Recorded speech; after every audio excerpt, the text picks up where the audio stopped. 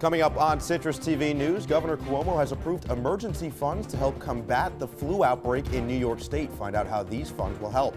And our very own Talking Points analyst Jack Watson is in studio to explain the new budget bill. And while the opening ceremony for the Olympics already happened this morning in Pyeongchang, we can view the ceremony tonight on primetime. All this and more, Citrus TV starts right now. This is Citrus TV News live at 6, your campus news leader. Welcome inside the Citrus TV studio. The government shut down for the second time under President Trump last night. Senators Rand Paul and Nancy Pelosi were both in the news for their role in the debates. I'm Nicole DeMentri. And I'm Noah Ehlin. The government reopened only hours later, and the new bill will add more than $300 billion to the budget deficit over the next 10 years. Speaker of the House Paul Ryan reassured that he is still working on the part of the bill that was left out. Let me repeat.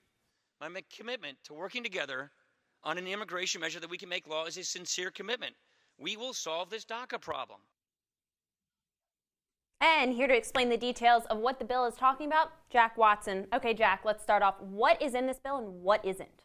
Well, there are some pretty interesting things left in the bill. $165 billion additional dollars sent to the Pentagon, which Trump has tweeted out, is a huge win for the military. $10 billion dedicated to infrastructure and another $3 billion to combat substance abuse, which is another thing that Trump rallied against on the campaign trail. But all of the discussion surrounding this budget deal has been about DACA.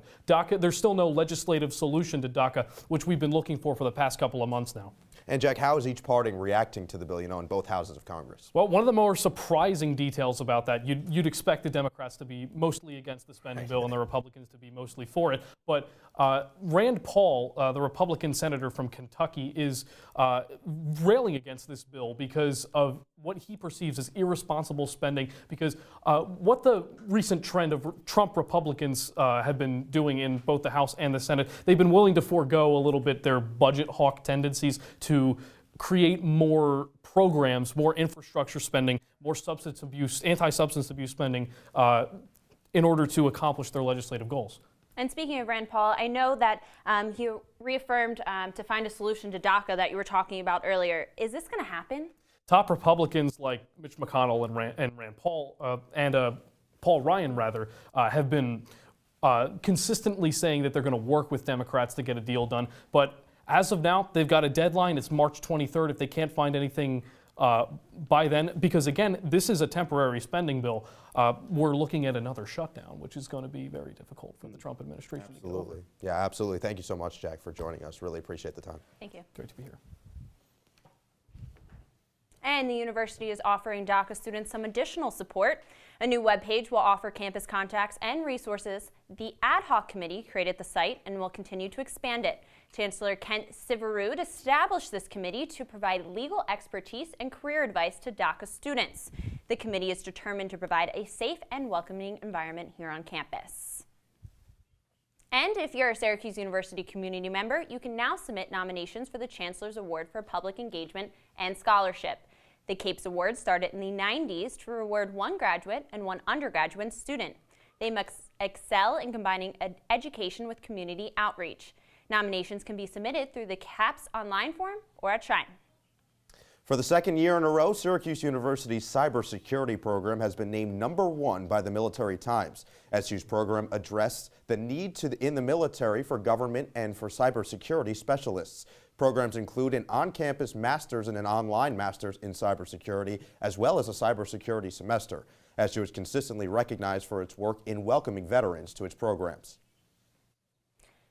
And the Syracuse housing lottery process has been completely overhauled for this year. The old number system has been replaced by orange and blue tracks that will separate students before assigning rooms. Now, Director of Housing, Meal Plans, and ID Card Services, Eileen Simon, says students must pay their deposit and apply online through MySlice before the March 20th deadline if they want to participate in the new system. So you really want to pick who you want to live with, because that's who you want to be with, and then you'll get a selection time and you'll pick where you want to live. So this whole notion of, oh, I got a terrible lottery number and I got a terrible lottery number the year before, that's all gone. That angst is not there anymore. Will they get a bad time? Possibly, but it's not oh, this number, and I know right from the get-go I'm behind the 8 ball.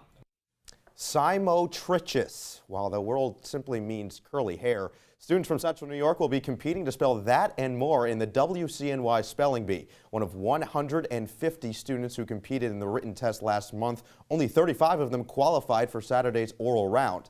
The contestants range in age from 10 to 14, and the winner from this round will travel to Washington, D.C. to compete in the Scripps National Spelling Bee this spring.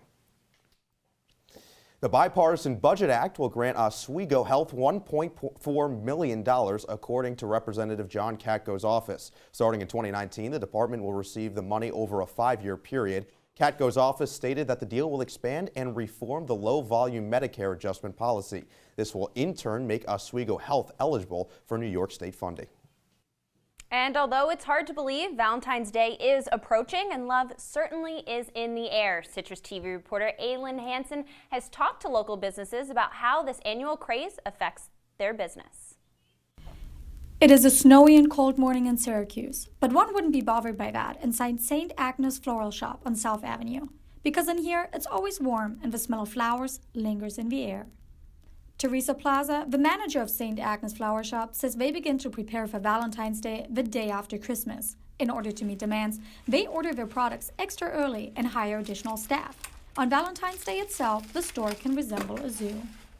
Not to mention there's a line of people that are coming inside at the very same time that flower arrangements are coming over the phone, to the computer, and just what we've had from weeks prior. So it's like the Super Bowl of floristry, because it all happens just on that one day. According to the National Retail Federation, U.S. consumers are expected to spend over $2 billion this year on flowers for their Valentines. But while restaurants and candy shops are buzzing all over Central New York, not everybody's a fan of celebrating the big day. Maureen, a mother of 2 from Syracuse, says she prefers a quiet night in. Yeah, generally my kids that are home, we'll just try to have a nice meal together. Teresa hopes that Syracuse residents will buy locally this holiday, supporting their nearby florist. Because that's our edge. That's what we make sure that anything you get here, you can't just get anywhere else. Florists say that although third-party sites may be more convenient for everyone, they end up hurting the business. And a witness in the trail of Governor Cuomo's former top aide has been arrested. Todd Hoppe was arrested last night after a defense attorney exposed that he didn't mention being convicted of cheating a bank in 2010. Hoppe also violated his plea agreement by lying to a credit card company about the amount he spent on a hotel. A new billion-dollar casino is set to open in the Catskills. The project has already employed 3,000 union workers during construction, and the casino will provide a little over 2,000 jobs for the area when fully completed. Officials project that this will bring thousands of jobs and more than 4 million visitors to the Catskills each year. This is the 4th casino to open in the state since the passing of the New York Casino Gambling Amendment. Financial support will be available to help New York fight the worst flu outbreak in decades. Governor Cuomo told the Department of Health to give emergency funds to counties hit by the flu. There will be greater access to flu shots across the state. And officials will also host conferences for school nurses about prevention and cleanliness. Governor Cuomo reminds people to make sure they wash their hands. And you know, Nicole, the snow didn't really seem as bad as it had been throughout the week today, although it did sort of pick up towards the end of the day. It did. When I was walking in the studio, the snow was coming down heavier and heavier, and I don't know, Josh, is it ever going to end? The snow is still coming down outside, guys, and sorry to break it to you, it will be for at least a couple more days. Right now, 25 degrees outside. It's a little bit warmer than when we were hanging out last week when it felt like -3, so hopefully that's a little bit better for you guys. But feels like 18, so not too bad considering. And around the area, temperatures were pretty similar, except Rome got really cold today with that wind chill, brought it down to 18. And tonight it's going to be a little bit chilly as well, but it's going to be nicer than it is now, which you don't usually see at night. There's going to be little flurries, and then the snow will pick back up tomorrow morning. I have so much more going on with the snow coming up with my full weather forecast. Thanks, Josh. And also coming up, the stock market had another volatile day, but ended up. Find out why analysts say stocks are officially entering correction territory. And And we could see the release of the Democratic memo by the end of tonight. Make sure to stay tuned. It inspires passionate debate. It's worn like a badge of honor with good reason, because it means love and devotion for one's country. But what really makes up this country of ours? It's the people.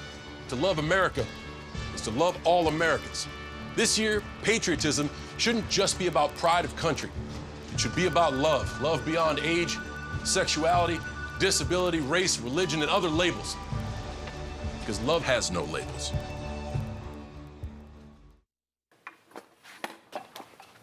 Did you hear about the pony with a sore throat? He was a little horse. Can I tell you a cat joke? Just kidding. Why couldn't the Why was the basketball court all wet? Why? Because the players kept dribbling all over it. Where do cats go on vacation? New York.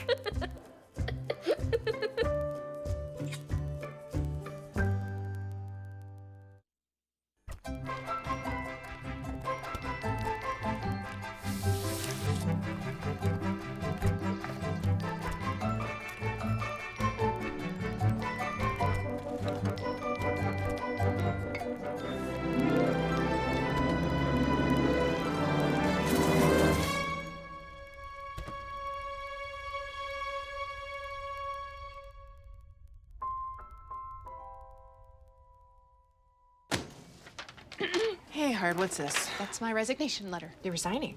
Why? Because you're constantly ignoring me. You're half as active as you used to be, and you eat stuff like this. You've been putting me under a lot of pressure lately. That's why I'm ready to quit. I forgot. I'll do better. Please, don't quit on me. Okay, but remember, it's not what you say, it's what you do. Listen to your heart. Don't let it quit on you. Let's go for a walk. Uncontrolled high blood pressure could lead to a stroke, heart attack, or death. Get yours to a healthy range before it's too late. If you see news happening on campus, in Syracuse, or across the nation, call the Citrus TV Newsroom, 315-443-1177, or tweet at CitrusTV News, your campus news leader. The White House may release the Democratic House intelligence memo at any moment. The Democratic memo is said to rebuff claims made in the controversial Nunes memo released last week. And the memo alleged the FBI abused its power by surveilling the Trump campaign in 2016. The Democratic memo is a response to those accusations. White House Chief of Staff John Kelly is facing criticism for defending Staff Secretary Rob Porter. Kelly originally defended Porter against allegations of domestic abuse. Kelly changed his stance after photos of Porter's ex-wife with a black eye went public. He supposedly knew about the allegations against Porter last fall, and amid these accusations, Kelly was resigned as of yesterday. U.S. stocks continue to fall throughout the week, but ended up on an uptick for today as the drop constitutes a correction that started yesterday for the first time in 2 years. Now, a correction is when the stock market drops 10% below a recent peak. Stocks were down 10.8% at closing yesterday compared to a peak from January 26th. Global markets have also fallen throughout the day in response, and financial analysts say that this is normal and should not cause people to worry. And in case you missed it, Central New York native Aaron Hamlin bore the flag for the United States at the opening ceremony for the 2018 Olympics. Noticeably absent from the ceremony, the Russian flag. The Russian team was banned after trying to hide positive doping results. That said, athletes can prove that they were not doping, may compete under the title Olympic athletes from Russia. Now, if they do win, the Olympic flag and anthem will play instead of their own countries. The Secretary General of the Court of Arbitration for Sport defended the decision earlier today. We have determined that some of these athletes were not guilty of an anti-doping rule violation. That was the decision of last Thursday. And today we determined that the IOC was right in not inviting all Russian athletes who have been proposed by the Russian Olympic Committee, or so-called Russian Olympic Committee, which is now suspended. The United Nations and the U.S. are calling on the international community to investigate military leaders in Myanmar. The Myanmar military was accused of committing genocide against the Rohingya people, a primarily Muslim ethnic minority group. 2 Reuters journalists were arrested after obtaining testimony from military personnel in Myanmar who admitted to killing Rohingya. Reuters released a report of the massacre, which has triggered a response from the U.S. and the United Nations. And make sure to don't go away. Citrus TV reporter Greg Bradbury was at the Eagles parade yesterday, go Birds, and tell us what the celebration means for the city of brotherly love. And something that just came closer to the Earth than the moon? Stick around. Leaving hot coals improperly extinguished can cause a wildfire. Hey guys, it's Smokey! It looks as if Smokey is going to use the drown, stir, drown and feel technique. After the first drown, a good start. Next, another drink. And finally, a close feel. Is it cool? Okay. Yeah. Hey Smokey, catch! Oh, my bad, Smokey. Only you can prevent wildfires.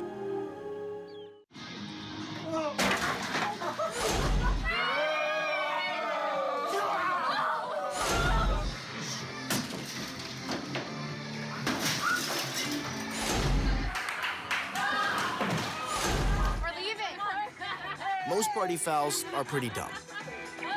But if you decide to drink and drive underage, you could lose your license and your freedom. Underage drinking and driving. The ultimate party foul. I see you mobbing over her. Let's go. Let's mob. Let's crawl. Let's crawl. Let's crawl. Hey, yo, we mobbing. Come on, girl. Let's crawl. Hey, yo, let's crawl. Hey, yo, let's crawl. Hey, let's crawl. Hey, yo, let's crawl. From the Citrus TV Weather Center, this is SU's most accurate weather forecast. Welcome back to Citrus TV News. And if you're going out tonight, these are the temperatures you should be expecting. Around 28 if you're leaving at around 9 p.m. But let's be honest, you're probably leaving a little bit later. Around 30 to 33 degrees, so it'll actually get a little bit warmer. So if you want to leave a little bit later, your friends are saying, no, let's leave earlier, it's going to be warmer. It's actually not. So throw that fun fact at them. But wear a scarf because you're going to have a little bit of that wind whooshing around throughout the night. But and if you are taking a ride share of some sort, it's going to be high prices for the night because the snow will be coming down until around 11. Then it'll turn into rain, and fraternity recruitment starts next week. So I expect a lot of boys to be going out, or just people to be going out to the frats this weekend and tonight. And how do we get here with all this snow? Well, let's take a look. We had some snow coming in the past day or so, and obviously we've felt it. But coming up, it's going to turn into a little bit of a wintry mix. So it's going to be a mix of rain and snow. So slushy, so it's not snow, but I don't know if you want to deal with that slush. I certainly don't. And tomorrow, it's going to actually be kind of warm. It's going to be 32, get to a high of 34. We'll just head back to that. Okay, well, it looks like it's not going back. But if you're going to the Dome for the game on Sunday, it's a 1 p.m. tip-off time, Syracuse versus Wake Forest, 33 degrees, but it will be that wintry mix as we move into our 5-day forecast. Some not too bad temperatures coming in. And Wednesday, Valentine's Day, the day of love, 44 degrees. Go Cuse. What else do you need? And we're going to take a look at an asteroid. Just about 30 minutes ago, an asteroid made the closest pass by Earth of 2018. It missed the Earth by almost 40,000 miles. And if you think that sounds far, well, that's 5 times closer than the distance between the Earth and the moon. Kind of crazy. The asteroid was estimated between 50 and 130 feet in diameter. Josh, great stuff as always. And yesterday, the Philadelphia Eagles had their parade throughout the city, and Citrus TV reporter Greg Bradbury is in studio to tell us about his experience in good old Philly. Thanks, Noah. Well, it was cold in Philadelphia yesterday, but that didn't stop the fans starved for a championship finally get to celebrate their first. E-A-G-L-E-S, Eagles! That's a chant that could be heard all throughout Philadelphia yesterday as the city celebrated its first Super Bowl victory. Oh, it's just special. It's special that they were able to win, and we're here with my daughter, and it's just really good. Fans from all over spoke about how special this parade is, and many weren't going to miss it for the world. I mean, my boss gave me off as special enough. Yeah, I wouldn't miss this for the world. Fans have been celebrating all week since the victory over the Patriots on Sunday. I had my parents over, I had everybody at my apartment, I had the friends, family, everything. I ran into a couple of fans who also made the journey from Syracuse. None of them were going to miss this parade. Nothing at all. This is our team, man. This is our team. The parade was everything Eagles fans could have imagined, from cheesesteaks, free beer, powerful speeches, and of course, the Lombardi Trophy. Reporting from the Parkway in Philadelphia with 3 million of my closest friends, Greg Bradbury, Citrus TV News. Coming up in sports, it's a jam-packed weekend on the Hill. The SU men's lacrosse team opens up its season tomorrow against Binghampton, and the women's team is in action right now. We'll update you on that score and look ahead to a couple of important Syracuse basketball matchups as well. Stay with us. They call me Maxie, but I prefer tripod. I was your above-average four-legged homie, and then wham-bam minivan. Some people pity me. Now that's lame. I still run, fetch, and swim. And the ladies love me. I'm the ultimate wingman. Just don't ask me to high five.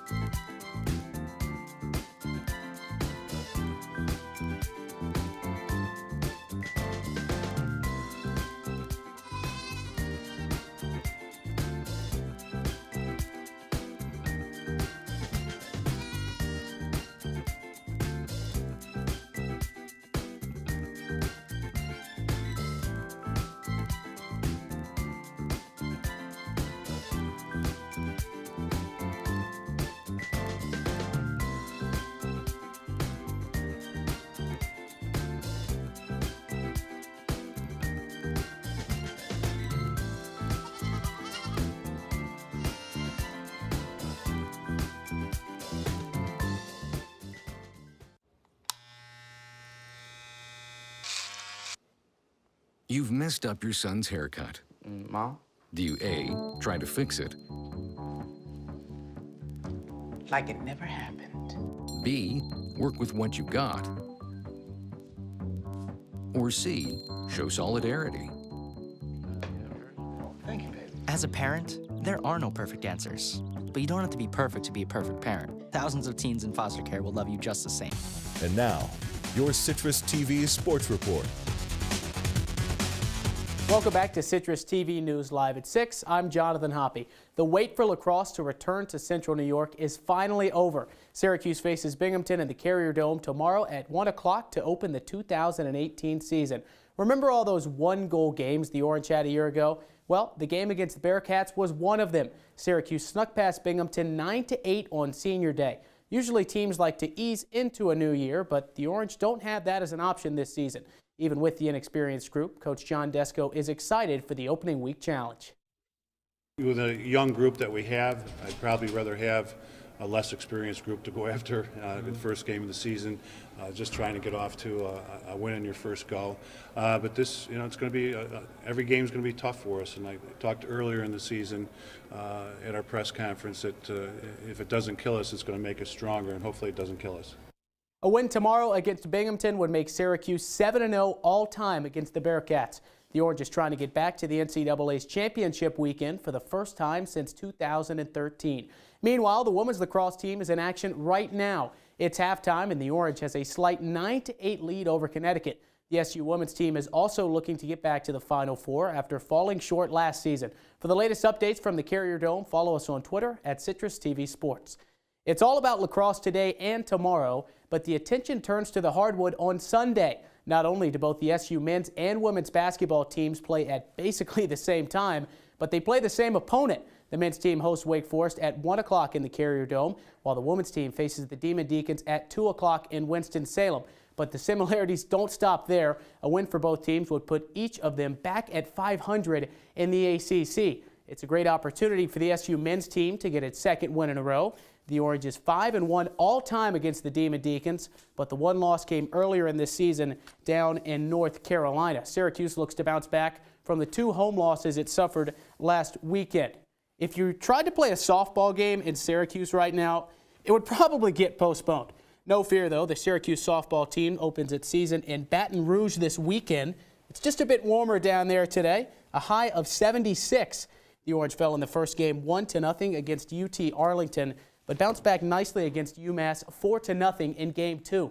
Starting pitcher Alexa Romero tossed 6 scoreless innings for the Orange and struck out 10 batters in the win.